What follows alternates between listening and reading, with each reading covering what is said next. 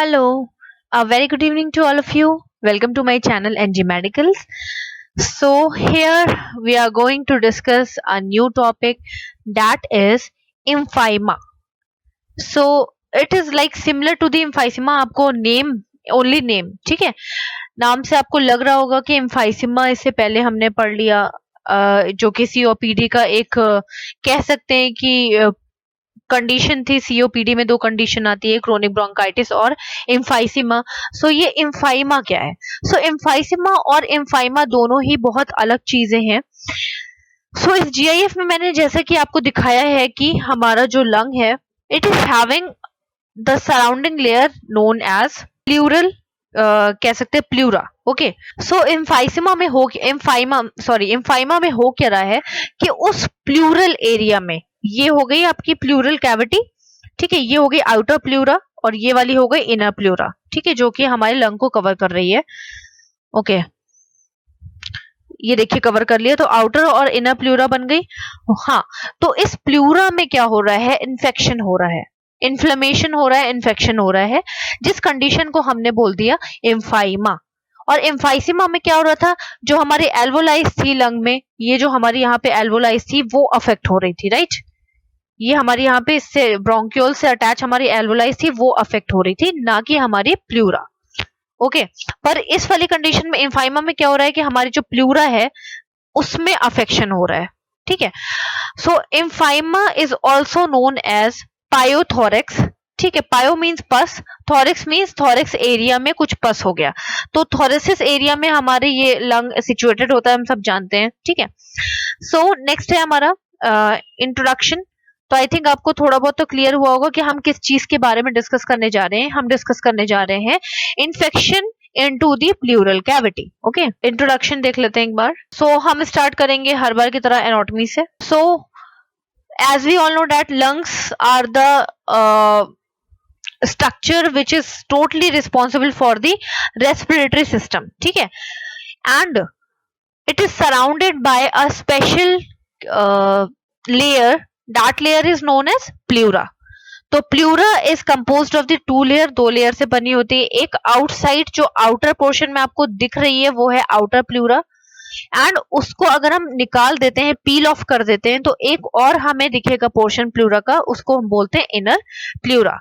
अब इन्फेक्शन हो किस में रहा है? इन दोनों के बीच में इन्फेक्शन हो रहा है। इन दोनों के बीच में हमारा फ्लूइड होता है, हम सब जानते हैं, ठीक। जब इन्फेक्शन इंक्रीज होगा तो वो फ्लूइड भी बहुत ज्यादा इंक्रीज हो जाएगा, बस फ्लूइड, ये सारी चीजें इंक्रीज हो जाएंगी।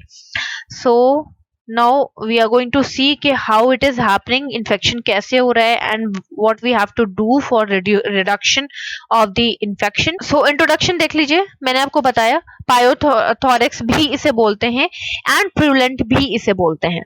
तो पायोथोरेक्स का तो मैंने कॉन्सेप्ट आपको बता दिया, प्रूलेंट भी बोलते हैं क्योंकि प्रूला में इन्फेक्शन हो रहा है, that's why it is also said to be a purulent. And pleuritis, ठीक है। टिस हम जानते हैं कि जो टिस वर्ड है इसका डायरेक्ट मीनिंग निकलता है इन्फ्लेमेशन, ठीक है।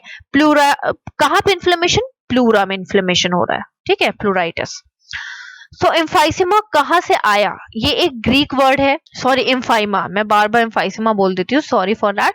एम्फाइमा कहां से आया? ये एक ग्रीक वर्ड है, एम्फाइन, जिसका मीनिंग होता है पस, ठीक है,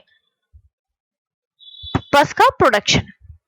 ओके, सो एक्यूमुलेशन हम कह सकते हैं, डायरेक्टली और इनडायरेक्टली हम कह सकते हैं कि एक्यूमुलेशन और inflammation of the pleural cavity, ठीक है, ये accumulation of the pleural cavity. Okay, पस एक्यूमुलेशन हो रहा है प्लूरल कैविटी में। सो अगर ये प्लूरल कैविटी को कवर कर रहा है, इसका मतलब ये प्लूरल स्पेस को डायरेक्टली कवर कर रहा है। कैसे कवर कर रहा है? With the help of the infection through the bacteria, virus and many others. Okay, next देख लेते हैं डेफिनेशन। सो एम्फाइमा क्या है? एक एक्यूमुलेशन है बहुत सारे म्यूकस का, थिक म्यूकस का, जो कि किस एरिया में हो रहा है? हमारे एक स्पेस में हो रहा है। कौन सा स्पेस? Plural space. कहाँ मिलता है? Where it is situated? It is situated between the two pleura, that is inner and outer pleura. Other definition देख लेते हैं। सेम चीज ये है कि एम्फाइमा क्या है, इसको हम पायोथोरेक्स भी बोलते हैं या प्लूरल प्लूराइटिस भी बोलते हैं, जिसमें पस का एक्यूमुलेशन हो गया, किसमें? प्लूरल कैविटी में। सो ये एक डिजीज नहीं है एक्चुअली, ये एक कॉम्प्लिकेशन है अदर डिजीज का, जो कि लंग की ही डिजीज होती है। जब लंग्स में बहुत ज्यादा इन्फेक्शन और इन्फ्लेमेशन इंक्रीज हो जाता है तो वो प्लूरा तक पहुंच जाता है, और प्लूरम स्पेस होता है, इसलिए वहां पे एक्यूमुलेशन हो जाता है फ्लूइड का। कौन कौन से ऐसे ऑर्गेनिजम्स हैं या माइक्रो ऑर्गेनिजम्स हैं, जो भी आप कह सकते हो, कह लो, इन्वॉल्व हैं इस इन्फेक्शन के लिए। तो देखिए, इसमें कुछ भी लर्न करने वाली बात नहीं है। Always you have to remember, कई तरह के बैक्टीरिया और वायरस का नाम याद कर लीजिए, आप उन्हें हर जगह यूज कर सकते हो। किसी भी इन्फेक्शन की जगह पे आप उन बैक्टीरिया का नेम यूज कर सकते हो रेस्पिरेटरी सिस्टम में। That is streptococcus, staphylococcus aureus, Klebsiella pneumonia, H influenza virus. ठीक है, इन चारों को आप एकदम लर्न कर लो और आप किसी भी रेस्पिरेटरी सिस्टम में ये 4 ऑर्गेनिजम्स डाल सकते हो, कोई कट नहीं करेगा। ओके, देन अदर इटियोलॉजी देख लेते हैं। तो अदर इटियोलॉजी में पहले इन्होंने बताया हुआ है कि लंग डिजीज हुई होगी, तो मैं आपको पहले ही बता चुकी हूँ कि जो हमारी एम्फाइमा है वो एक कॉम्प्लिकेशन है किसी भी लंग डिजीज का। तो कोई भी तरह की लंग डिजीज इतनी ज्यादा इंक्रीज हो गई जिस वजह से क्या हुआ, इम्फाइमा हो गया और हमारे प्लूरल स्पेस में इन्फेक्शन और पस फॉर्मेशन हो गया। सो जैसा कि इन्होंने बताया है कि इन्फेक्टेड फ्लूइड, यहाँ पे देखिए, जैसा कि इन्होंने बताया हुआ है कि सबफेरनिक एब्सेस, इसका मतलब होता है जो भी एक्यूमुलेशन हुआ है वो कहाँ हुआ है, डायफ्राम में हो सकता है, डायफ्राम, लिवर और स्प्लीन के बीच में हुआ है। ठीक है, तो हमारी यहाँ पे हो गई डायफ्राम, ठीक है, ये हमारी लिवर और स्प्लीन हो गया। ठीक, इन सबके बीच में अगर कोई इन्फेक्शन हुआ, यहाँ पे कोई इन्फेक्शन हुआ या इन्फ्लेमेशन हुआ यहाँ पर डायफ्राम और लिवर के बीच में, और या यहाँ पे इन्फेक्शन हुआ, ठीक है, तो ये इन्फेक्शन हमारे लंग्स के आसपास जा सकता है, क्योंकि ये सारी चीजें एडजेसेंट टू दी लंग है, लंग के आसपास की चीजें हैं। देन पोस्ट ट्रॉमेटिक, हो सकता है कि कोई ट्रॉमा हुई हो, कोई इंजरी हुई हो, जिसकी वजह से क्या हुआ कि ट्रीटमेंट सही से नहीं हो पाया, इम्यूनिटी सही से नहीं वर्क कर पाई और इन्फेक्शन इंक्रीज होकर लंग्स तक पहुंच गया। देन पोस्ट ऑपरेटिव, सेम चीज, ऑपरेशन हुआ है, कहीं का भी ऑपरेशन हुआ है, एब्डोमेन का ऑपरेशन हुआ है या लिवर का ऑपरेशन हुआ है या लंग का इटसेल्फ लंग का ऑपरेशन हुआ है, और वो ऑपरेशन सक्सेसफुल तो हो गया है, बट इन्फेक्शन के जो चांसेस थे वो डे बाय डे इंक्रीज होते जा रहे हैं, क्योंकि इम्यून सिस्टम वीक है एंड हो सकता है कि प्रॉपर ट्रीटमेंट नहीं मिल पाया है। देन ब्लड के थ्रू स्प्रेड हो सकता है, ब्लड में इन्फेक्शन हुआ हो मे बी। नेक्स्ट है हमारा इट्रोजेनिक। ठीक है, इट्रोजेनिक मीन्स होता है may be related to the any disease. ठीक है, किसी डिजीज की वजह से ये कॉम्प्लिकेशन आ गया हो, और वो डिजीज हम किस में काउंट करेंगे, मोस्टली लंग डिजीज में काउंट करेंगे। नेक्स्ट देख लेते हैं रिस्क फैक्टर्स। तो अल्कोहलिज्म एक बड़ा रिस्क फैक्टर है। आप सोच रहे होंगे अल्कोहल कंजम्पशन से क्या प्रॉब्लम हो सकती है, तो उससे ये प्रॉब्लम हो सकती है कि एक्चुअली होता क्या है कि अल्कोहल क्या करता है, डायरेक्टली इम्यून सिस्टम को वीक करता है। ठीक है, सो अगर ये इम्यून सिस्टम को वीक कर रहा है, प्लस ये हमारे बॉडी की एबिलिटी को कम कर रहा है कि हम फाइट कर सकें डिफरेंट टाइप ऑफ इन्फेक्शन से, सो ये एक रीजन रिस्क फैक्टर हो सकता है। ड्रग अब्यूजेस में आपका आ जाएगा कोकेन वगैरह आ जाएगी। ठीक है, नार्कोटिक्स, कोकेन, ये सारी चीजें आ जाएंगी। सो ड्रग अब्यूज की वजह से भी क्या होगा कि different type of immune system हमारा वीक हो जाएगा और डिफरेंट टाइप ऑफ इन्फेक्शन हमारे कॉज कर जाएंगे। देन नेक्स्ट आ जाते हैं पैथोफिजियोलॉजी। सो इन पैथोफिजियोलॉजी हमेशा हम इटियोलॉजिकल फैक्टर से स्टार्ट करते हैं।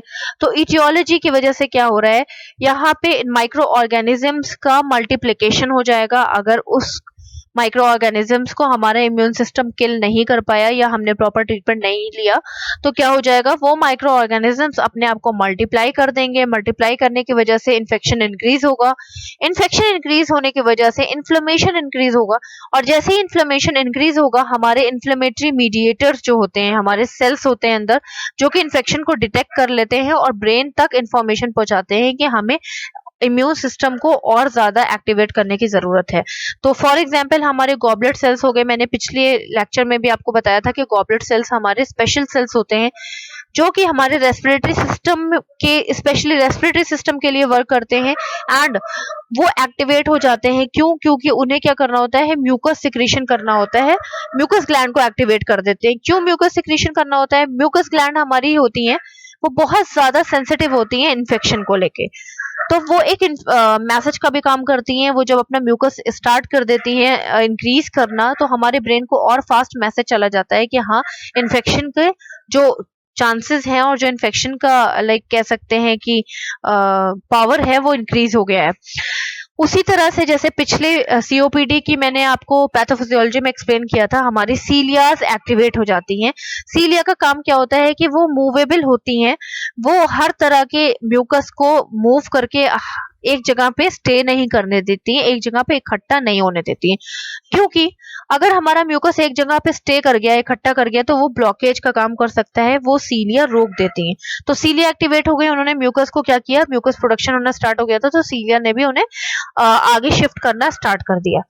बट इन्फेक्शन इतना ज्यादा फैल गया है, इतना ज्यादा रेप्लिकेशन हो गया है कि म्यूकस का भी लेवल बहुत ज्यादा इंक्रीज हो गया है, और हुआ क्या, लंग हमारा अफेक्ट हो गया, और लंग अफेक्ट हो गया तो हमें साइन एंड सिम्टम्स आने लगे। ओके, सो पूरा लंग अफेक्ट हो जाएगा तो हमारी प्लूरा भी नहीं बचेगी। जैसा कि मैं आपको बता चुकी हूँ कि जो इम्फाइमा है वो एक क्या है, कॉम्प्लिकेशन है किसी भी लंग इन्फेक्शन का। सो आई थिंक पैथोफिजियोलॉजी क्लियर हुई होगी। नेक्स्ट आ जाते हैं क्लिनिकल फीचर्स पे। तो दो स्टेजेस है हमारे पास, एक्यूट एंड क्रोनिक। तो एक्यूट स्टेज देख लेते हैं। एक्यूट स्टेज हमारी स्टार्ट होती है हमारे 2 हफ्ते के अंदर ही अंदर तक का ये ऑनसेट रहता है, उसके बाद ये अपना अगर ट्रीटमेंट लेते हैं तो वो ठीक हो जाती है। क्रोनिक जो है हमारी वो 2 हफ्ते से ज्यादा चलती है, इसमें प्रॉब्लम बहुत ज्यादा क्रिएट हो जाती है, इसीलिए इसे क्रोनिक बोलते हैं। सो सिम्टम्स देख लेते हैं। कॉमन सिम्टम्स आएंगे, फीवर आएगा क्योंकि इन्फेक्शन बहुत ज्यादा इंक्रीज हो चुका है। कफिंग होगी क्योंकि म्यूकस का प्रोडक्शन बहुत ज्यादा हो चुका है। प्लूरा की साइड पे चेस्ट पेन होगा बिकॉज कफिंग होगी, हम बहुत तेज तेज कफ करेंगे, इन्फेक्शन बहुत ज्यादा हो गया है, इन्फ्लेमेशन हो रहा है, टिश्यू डैमेज हो रहे हैं, तो चेस्ट पेन होगा। ठीक है, इजी फैटिगनेस हो जाएगा, हम बहुत जल्दी थक जाएंगे, थोड़ा सा भी काम करेंगे तो थक जाएंगे। क्यों? क्योंकि हमें ब्रीदिंग प्रॉब्लम हो रही है। ओके, और हमारे सेल्स को उतना ज्यादा ऑक्सीजन सप्लाई नहीं हो पा रहा है, जो कि हमारे लिए एक एनर्जी का भी काम करता है। वेट लॉस होगा क्योंकि हम बहुत ज्यादा फैटिग हो चुके हैं, हम डिस्कम्फर्ट हैं, और कोई भी डिजीज कंडीशन में हमें वैसे भी भूख नहीं लगती है, ड्यू टू ऑल्सो कि ट्रीटमेंट हम ले रहे हैं। अगर हैवी ट्रीटमेंट है तो हमारी भूख जो होती है वो जो हमारी होती है तो वो रिड्यूस हो जाती है, एनोरेक्सिया हो जाता है। देन नेक्स्ट आ जाते हैं नाइट स्वेटिंग में। तो नाइट स्वेट इसलिए होगा because of the treatment also, and also increase in temperature, क्योंकि फीवर भी हो रहा है, एंड जो भी हम ट्रीटमेंट ले रहे हैं उस वजह से नाइट स्वेट होने के चांसेस होते हैं। नेक्स्ट आ जाते हैं इन्वेस्टिगेशन। तो हमें क्या क्या कराना है, ऑब्वियसली हम वही सारी चीजें कराएंगे जो हम हर रेस्पिरेटरी वाली प्रॉब्लम्स में कराते हैं। चेस्ट एक्सरे कराएंगे जिससे हमें म्यूकस एंड बहुत सारी चीजें पता चलेंगी कि ये क्लाउडी एरिया क्या है, ये इन्फेक्शियस एरिया है। जितना भी क्लाउडी एरिया एक्सरे में आता है उसको हम अफेक्टेड एरिया मानते हैं, तो हमारा कितना लंग अफेक्ट हुआ है। देन सिटी स्कैन कर लेंगे क्योंकि हमें पता करना है कि टिश्यू डैमेज हो रहा है कि नहीं हो रहा है, या कितना ज्यादा टिश्यू नेक्रोसिस हुआ है। अल्ट्रासोनोग्राफी करेंगे because of the identification of the pleural fluid, कि प्लूरा में कितना ज्यादा इन्फेक्शियस फ्लूइड इंक्रीज हो गया है, उसी के अकॉर्डिंग हम अपने ट्रीटमेंट बेसिस करते हैं। नेक्स्ट आ जाते हैं ट्रीटमेंट पे। तो ट्रीटमेंट में फर्स्ट ऑफ ऑल हमें क्या करना है, सबसे पहले इन्फेक्शन को कंट्रोल करना है, बिकॉज अगर इन्फेक्शन बहुत ज्यादा क्रोनिक कंडीशन में चला गया तो हमारे लंग फेलियर हो सकते हैं। लंग्स फेल हो जाएंगे तो हमारे रेस्पिरेटरी फेलियर हो जाएगा। देन ड्रेनेज सिस्टम हमें कराना है, प्लूरल फ्लूइड को हमें आउट कराना है। तो हम प्लूरल फ्लूइड को आउट कैसे कराते हैं एक बार देख लेते हैं। ठीक है, मैं आपको सर्जिकल मेथड में बताऊंगी। प्लूरल फ्लूइड को हम आउट करा सकते हैं with the help of the surgical method. Then antibiotics ले लेंगे।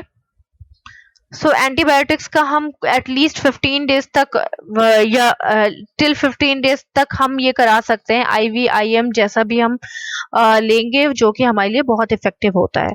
ऑक्सीजन थेरेपी हम कराएंगे बिकॉज ऑफ दी डिस्निया, बहुत ज्यादा डिस्निया हो रहा है, ब्रीथिंग डिफिकल्टी हो रही है, तो हमें ऑक्सीजन थेरेपी प्रोवाइड करनी है।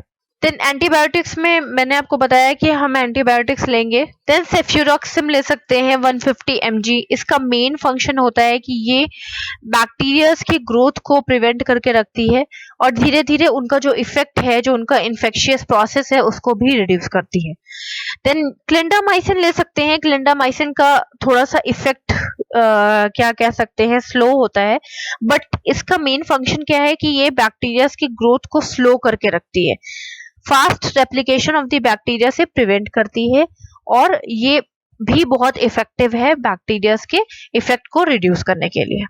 सर्जिकल मेथड्स देख लेते हैं। तो सर्जिकल मेथड में थोरासेंटेसिस हम कर सकते हैं। मैंने आपको बताया था कि जो प्लूरल फ्लूइड है उसको हमें रिड्यूस करके रखना है, तो हम कैसे कर सकते हैं, थोरासेंटेसिस परफॉर्म करके कर सकते हैं, क्योंकि इसमें डायरेक्ट अफेक्शन कौन कर रहा है, अफेक्शन किसका हो रहा है, प्लूरा का अफेक्शन हो रहा है और प्लूरल कैविटी का हो रहा है। तो हम देख लेते हैं थोरासेंटेसिस हम कैसे कर रहे हैं। तो इस इमेज में आप देखिए, जनरल लोकल एनेस्थीसिया देने के बाद निडल के थ्रू हम प्रिक करते हैं। कहाँ प्रिक करते हैं,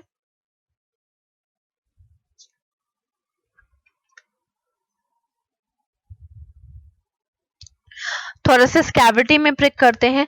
सो इसके लिए सबसे पहले हमें पेशेंट को बोलना पड़ता है कि वो अपने पोजीशन ले ले। सुपाइन सिट पोजीशन ले सकता है या लाइंग पोजीशन ले सकता है, लेटरल पोजीशन। तो अगर वो बैठ नहीं सकता है तो हम उसे लेटरल पोजीशन प्रोवाइड कर देते हैं। फिलहाल सिटिंग पोजीशन बेस्ट है। तो सिटिंग पोजीशन में थोड़ा सा आगे बेंड होकर टेबल पे सपोर्ट लेके, फ्रंट के टेबल पे सपोर्ट लेके आगे थोड़ा सा बेंड होकर हम उसको बैठने के लिए बोलते हैं, रिलैक्स होकर। ठीक है, फिर हमें क्या करना होता है, हम निडल इंसर्ट करते हैं। कहाँ करते हैं, प्लूरल कैविटी में करते हैं, below the edge of the scapula. मैं आपको अभी इमेज में दिखा दूंगी। सो फर्स्ट सेकेंड थोरेसिस के बीच में करते हैं हम। ये हो गई फर्स्ट सेकेंड रिब है हमारी, इसके बीच में हम क्या करते हैं, निडल प्रिक करते हैं, बट हम बैक साइड से करते हैं। मैं आपको फ्रंट व्यू इसलिए दिखा रही हूँ क्योंकि आपको पता होना चाहिए कि हमारी कहाँ किस एग्जैक्टली कौन से पोजीशन में कर रहे हैं। सो ये पोजीशन देख लीजिए, ये कैसे बैठे हुए हैं। मैंने आपको बताया कि सेटिंग पोजीशन हम उनको दे चुके हैं, आगे का सपोर्ट के लिए दे चुके हैं एंड उनको रिलैक्स होके बैठने के लिए दे चुके हैं। सो हमने कहाँ पे प्रिक किया है, 1 to 2 इंट्राकोस्टल स्पेस में, जो मैंने आपको आगे स्पेस दिखाया था उसी की जगह पे हमने प्रिक किया है। स्कैपुला बोन होती है, हम सब जानते हैं, हमारे शोल्डर के नीचे 2 बोन्स होती हैं शोल्डर के पास बैक साइड में, जिनको हम स्कैपुला बोलते हैं। तो स्कैपुला बोन के नीचे वाले लाइनिंग पे करना है, स्कैपुला बोन की एंडिंग एज पे हमें करना है। ठीक है, कितनी दूर करना है, एटलीस्ट हम क्या करते हैं, 5 से 10 सेंटीमीटर लेटरल स्पाइन में करते हैं। फॉर एग्जाम्पल आपकी ये स्पाइन हो गई, ये बैकबोन हो गई, इस बैकबोन से हम 5 to 10 सेंटीमीटर अवे करते हैं। और कहाँ पे करते हैं, लेटरल साइड में, साइड वाली जगहों को हम लेटरल बोलते हैं ना। तो 5 से 10 सेंटीमीटर हम दूर करके लेटरल साइड में प्रिक करते हैं। और कहाँ कर रहे हैं, स्कैपुला के नीचे। क्यों, क्योंकि वहां पे हमें प्लूरल जो स्पेस है, हमारी 2 प्लूरा के बीच में जो ये स्पेस है, ठीक है, तो वो नीचे की साइड हम करते हैं, जिससे कि जितना भी एक्स्ट्रा फ्लूइड है वो हम क्या कर सके, लेके बाहर निकाल सके। तो नेक्स्ट आ जाते हैं कॉम्प्लिकेशंस पे। मैंने मिस कर दिया, तो आपको ये समझ में आ गया होगा। नेक्स्ट आ जाते हैं मिनिमल इन्वेसिव थोरैकोस्कोपी। ठीक है, तो स्कोपी वर्ड जहां पर भी आ जाता है तो उसको हम विजुअलाइजेशन मानते हैं कि, तो यहाँ पे हम क्या कर रहे हैं, कैमरे के थ्रू विजुअलाइजेशन कर रहे हैं, इंटरनल एरिया देख रहे हैं, थोरेसिस एरिया देख रहे हैं, मतलब हम लोग अपना रिब केज के आसपास देख रहे हैं, लंग को विजुअलाइज कर रहे हैं। ठीक है, तो लंग्स को विजुअलाइज करने का पर्पस ये है कि हम अदर प्रोसीजर्स परफॉर्म कर सकते हैं, जैसे कि फॉर एग्जाम्पल डिकॉर्टिटेशंस। ठीक है, ये एक सर्जिकल प्रोसीजर होता है जिसमें हम क्या कर रहे हैं कि प्लूरा जो हमारी है उसको हम क्या कर रहे हैं, पील कर रहे हैं, निकाल रहे हैं, छील रहे हैं। ठीक है, तो लेकिन हम इसे आउट नहीं करते हैं, हम इसको पील करने के बाद इसके इंटरनल वाले एरिया में इसका म्यूकस को क्या करते हैं, क्लीन करते हैं। क्यों? क्योंकि हमें पता है कि म्यूकस बहुत थिक है और वो हमारे प्लूरा को कवर कर रहा है। ठीक है, तो यहाँ पे हमने पील ऑफ किया एंड इसको क्या किया, म्यूकस को क्लीन किया एंड उसके बाद में इसको फिर से कवर करके स्टिच लगा दिया। सारे पस को हम क्या करते हैं, इसी तरह से प्लूरल कैविटी से रिमूव कर देते हैं with the help of the decortication. Next आ जाते हैं कॉम्प्लिकेशंस पे। तो कॉम्प्लिकेशंस में हमारे प्लूरा में अगर मैनेज हम नहीं कर पाए तो प्लूरा में हमारी थिकनेस होती जाएगी। किस चीज की थिकनेस होती जाएगी, हमारी म्यूकस की थिकनेस होती जाएगी प्लूरल कैविटी में, क्योंकि यहाँ पे हम प्लूरल स्पेस के बारे में पढ़ रहे हैं और प्लूरल स्पेस में ऑलरेडी इन्फेक्शन आ चुका है।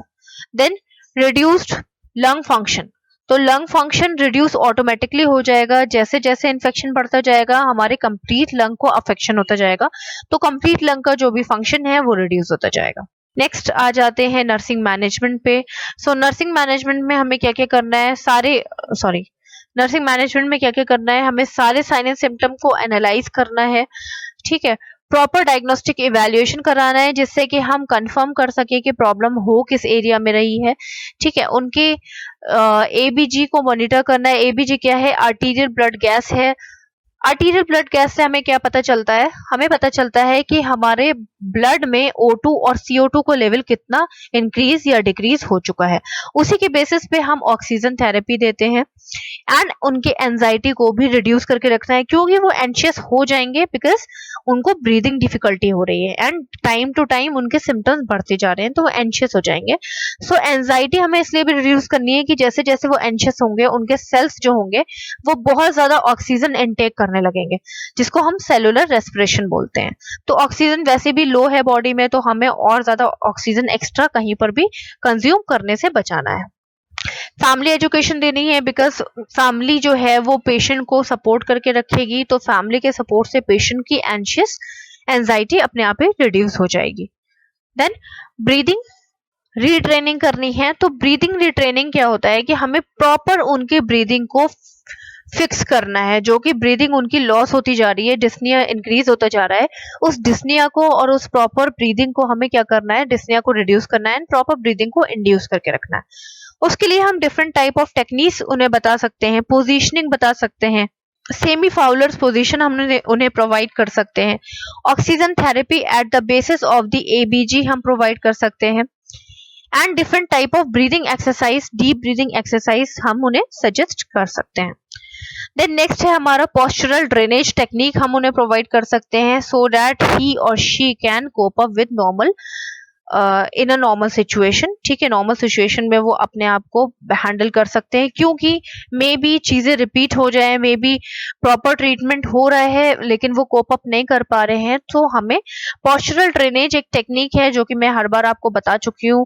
इसमें क्या होता है कि एक कैथेटर ऐड होता है हमारी निडल से, उस निडल को हम कहाँ प्रिक करते हैं, प्लूरल कैविटी में प्रिक करते हैं, प्लूरल स्पेस में प्रिक करते हैं, और जितना भी ड्रेनेज निकालना होता है, हमें जितना भी इन्फेक्टेड फ्लूइड निकालना होता है वो हम निकाल लेते हैं। तो हम वहां पे थोरासेंटेसिस कर रहे हैं, हम ये भी फॉलो कर सकते हैं, पर पोस्चरल ड्रेनेज हम पहले फॉलो करते हैं, थोरासेंटेसिस हम बाद में फॉलो करते हैं। So this is all about empyema. So empyema और इम्फाइसीमा में प्लीज कंफ्यूज मत होइएगा, इम्फाइसीमा ज्यादा सीवियर है, इम्फाइमा जस्ट एक कॉम्प्लिकेशन है डिजीज कंडीशंस का। So this is all about empyema. Thank you so much and have a nice day.